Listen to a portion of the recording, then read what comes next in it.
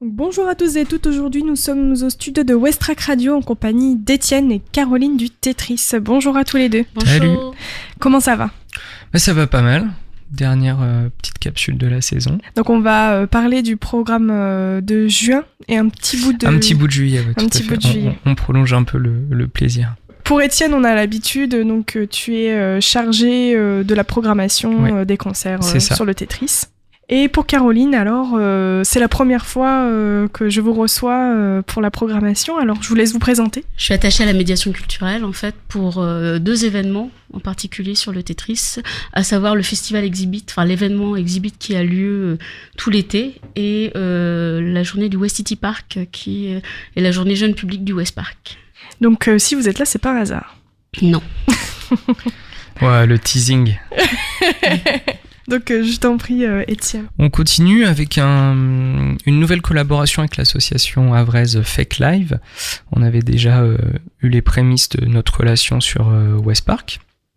Et donc là, on fait une première collaboration au Tetris, où ils invitent le groupe Wend, donc on aime beaucoup, donc on est très contents. C'est dans l'esprit Ty Segall, garage rock, c'est vraiment très cool.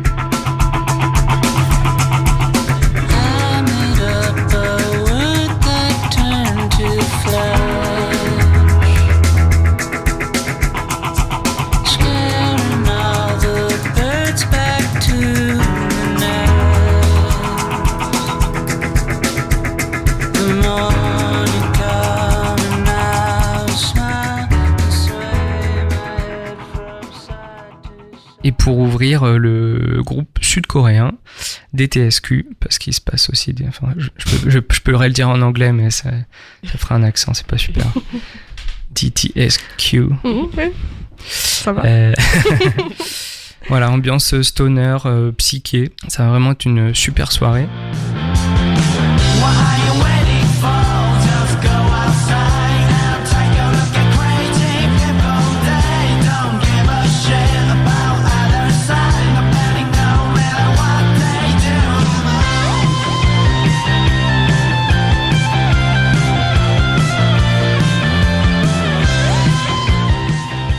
Petite particularité, donc c'est Fake Live qui organise, donc c'est eux qui gèrent la billetterie, et donc tout est en ligne sur le site yesgolive.com. Ce sera quand ça ? Ce sera le 7 juin. Juin, c'est assez calme, mais il y aura quand même des petites choses, notamment le 15 juin, aux alentours de 15h, un conte musical, donc plutôt pour les enfants à partir de 7 ans, avec un spectacle qui s'appelle Sam, l'ami du vent. Et puis il y a un petit goûter, tout ça, donc ça va être sympa. C'est gratuit, bien sûr. On part sur le mois de juillet avec un événement qui est maintenant mythique, de renommée mondiale, bien sûr le Support Tower Local Scene, qui sera en plus le dernier, en tout cas sous cette forme, donc immanquable. Donc un événement complètement gratuit à l'extérieur du Tetris, organisé par Marie, qui s'occupe de la régie chez nous. Et c'est vraiment mythique, puisque c'est quasiment non-stop de midi à minuit, avec plein de groupes régionaux. Et le fameux concours intergalactique de pétanque, immanquable, bien sûr. À partir de 15h, à midi, il y a le repas... possible de venir manger à la cantine du fort ou de venir pique-niquer. De toute façon, il va faire beau, c'est sûr. On a commandé la météo. Et puis après, ça enchaîne avec un paquet de groupes qui viennent tous de la région. Donc, pour ouvrir le groupe Fondation qui vient d'Évreux, on aura aussi des locaux avec Dead Miss, plutôt dans un style psych rock. Globalement, l'ambiance est quand même rock, psyché, assimilé. Les canets de Mikkel Mokkel, le super groupe Caribou Bâtard. Le nom est super. Et le groupe Genital Jingling. Il y aura aussi un groupe invité surprise. On vous en dira plus très prochainement. Et puis après c'est DJ set et puis ça danse jusqu'à minuit. Un événement à entrée totalement libre, immanquable, pour commencer l'été en beauté. Et donc, si je ne suis pas venu seul aujourd'hui, c'est parce que à partir du 29 juin, donc on inaugurera pour la 3e année consécutive le festival Exhibit, donc qui est un événement sur tout l'été autour des arts et des cultures numériques. Petite particularité cette année, donc avant, pour évidemment tout le monde est déjà venu voir cette magnifique expo, il y avait plein d'artistes invités. Là, on a recentré autour d'un artiste en lui donnant carte blanche pour prendre possession du Tetris. Donc, il s'agit de Niels Volker, voilà, donc qui fait des installations donc toujours liées au numérique, bien évidemment, mais c'est des choses assez sensationnelles et qui vont prendre des grands espaces dans le Tetris. Et puis pour ma partie que je maîtrise aussi, Friedrich von Schur, qui est un artiste allemand lui aussi, et qui va faire une projection sur le Tetris. Il travaille avec des petites araignées qui deviennent absolument immenses et comme dans des boîtes. Donc il va recréer des boîtes dans les containers du Tetris. Des araignées vivantes ? Ouais. En gros, lui filme des araignées dans des petites boîtes et avec la magie du 21e siècle et de la vidéoprojection, les araignées ont l'air absolument immenses et de la dimension donc des containers du Tetris, donc sur les vitres. Tout ça dans un effet complètement de profondeur. Voilà. Et je m'interroge sur la condition des araignées finalement pendant l'exposition. En fait, il filme une fois les araignées. Ah d'accord. Et ensuite, c'est juste une projection comme un film. Tout va bien. Okay. Par contre, ce sera visible que de nuit. En fait, il faudra revenir de nuit au fort pour voir ça. Donc, ça fait une occasion de voir le fort de nuit pour découvrir l'installation. Super. Je laisserai un petit lien dans la description vers la page de l'artiste. Et je mettrai du coup un lien pour que vous fassiez une idée de ce à quoi ça va ressembler avant de venir au Tetris pour les arachnophobes. Carrément.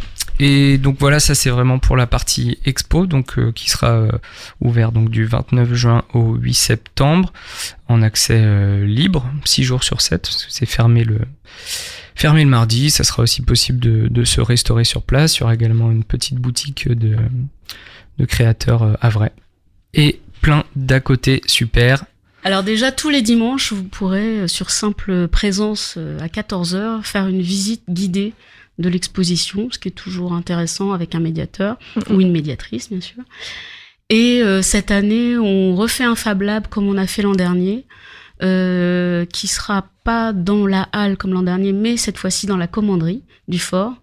Alors, petite parenthèse, qu'est-ce que c'est la Fab Lab ? Un Fab Lab, c'est un lieu de fabrication où sont présentes des machines numériques, des machines à commande numérique. Donc, on y trouvera cette année, donc là, moi j'ai la liste des machines déjà, donc on y trouvera une imprimante 3D, qu'on trouve maintenant un peu partout, mais on en aura une découpeuse laser et graveuse laser, une fraiseuse CNC, donc une fraiseuse à commande numérique. On aura aussi de la découpe vinyle et une petite brodeuse numérique aussi. Donc on a tous ces outillages pour faire de la fabrication assistée par ordinateur. On aura aussi des outils plus traditionnels pour construire des choses, parce qu'on a toujours besoin d'une petite perceuse ou d'une scie de toute façon. Et voilà, vous aurez un fab manager qui sera là, ou une fab manageuse, pour aider les personnes dans leurs envies de créer. Donc c'est pareil, c'est comme l'exposition. Ce sera par contre ouvert uniquement l'après-midi, donc de 14h à 18h, 6 jours sur 7, donc fermé le mardi, en accès complètement libre et gratuit, pour découvrir la construction numérique. L'année dernière, on a eu pas mal de succès, donc j'espère que cette année, les gens seront au rendez-vous. On a eu de très belles créations. Donc voilà, si vous avez des envies de construire des choses, voilà. En plus cette année, on a une particularité, c'est qu'on est associé avec un artiste allemand, berlinois, qui s'appelle Niklas Roy, qui est un maker en fait. Il a beaucoup de choses sur Internet. Allez voir son site parce qu'il fait des choses complètement folles avec de la construction numérique. Et là, on va faire une œuvre collaborative pendant l'été qui va s'y mettre mètres sur 6 mètres de haut, donc 6 mètres d'envergure sur 6 mètres de haut. Ça va être une structure qui va porter des petites boîtes à musique à propulsion éolienne. Donc vous savez, les petites boîtes, alors j'ai découvert qu'on appelle ça des serinettes, c'est des petites boîtes à musique manuelles. Et donc elles sont montées sur une espèce de panneau qui fonctionne avec une mini éolienne qui est imprimée en 3D. Et donc on va avoir une structure qui va être construite pour l'ouverture du festival, mais au cours du festival, les gens pourront venir au Fab Lab, construire un petit peu soit un bout, soit totalement une éolienne, et la mettre sur cette structure. Voilà, comme ça on va avoir une grande structure musicale qui fonctionnera avec le vent. Et Nicolas Roy va venir le week-end d'ouverture faire un workshop. Donc si des personnes sont intéressées, on n'a pas encore ouvert les inscriptions, mais voilà, gardez l'œil ouvert parce qu'il n'y aura pas beaucoup de place, mais vous pourrez construire une boîte à musique avec l'artiste. Voilà. Et l'appareillement, c'est entrée libre et gratuite ? Ah oui, pour les inscriptions. Oui, tout à fait. Alors le Fab Lab, on aura un petit peu de matériel pour que les gens démarrent. Après, comme l'année dernière, au bout d'un moment, ça trouve son rythme. Faut surtout pas hésiter à passer pour tester en fait. Alors on va avoir aussi des ateliers comme l'an dernier. On va avoir 3 formes d'ateliers. On va avoir des ateliers pour les enfants, donc on appelle ça les goûters Fab Lab, où les enfants, alors plutôt de 8 à 12 ans, peuvent venir découvrir l'univers du Fab Lab et faire une petite fabrication. À la fin, il y a un petit goûter où les parents peuvent venir pour découvrir ce qu'ont fait leur enfant et parler un peu. On va aussi avoir des ateliers découvertes pour les adultes où on découvre toutes les machines, les potentialités. Donc si on a un projet, ça peut permettre de se projeter, de se dire tiens, je vais utiliser cette machine, je vais revenir avec mon projet après. Et on va aussi avoir des ateliers thématiques où là, c'est l'approfondissement de l'utilisation d'une machine. Voilà. Donc ça, par contre, c'est des ateliers qui sont payants, mais c'est 5 € et c'est sur inscription. Donc là, pareil, les inscriptions sont pas encore ouvertes, mais ce sera auprès de l'accueil du Tetris. Voilà. D'accord. Au niveau des matériaux, est-ce que c'est les artistes qui doivent les amener ou il y en a sur place ? Alors, on aura un stock sur place pour des gens qui viennent sans projet particulier. Par exemple, on aura sur place tout ce qu'il faut pour construire des éoliennes. Donc si quelqu'un vient qui n'a pas d'idée de construction, il peut se faire la main en fabriquant sa petite éolienne qu'il mettra ensuite sur la structure. Et sinon, les gens peuvent venir avec leurs matériaux, mais c'est toujours mieux de venir avant au Fab Lab pour savoir quels matériaux ils peuvent amener, parce que par exemple la découpeuse numérique ne découpera pas forcément tous les matériaux. S'il y a du chlore dedans ou des choses comme ça, il y a des restrictions en fait de sécurité qui font qu'on peut pas découper tous les matériaux, mais il y a quand même un bon éventail de matériaux. Voilà. Je vous laisse dire le petit mot de la fin avant de conclure l'interview. Tout ça, de toute façon, s'inscrit dans le grand programme d'un été au Havre, et l'idée c'est d'arriver à dynamiser et de proposer des choses sur l'été. Donc c'est super, en fait, venir en vacances au Havre c'est bien, et être havrais et être en vacances dans sa propre ville c'est super aussi. Donc il y aura plein de choses à voir, notamment sur le fort. Je vous remercie à tous les deux d'être venus au studio. Merci, au revoir.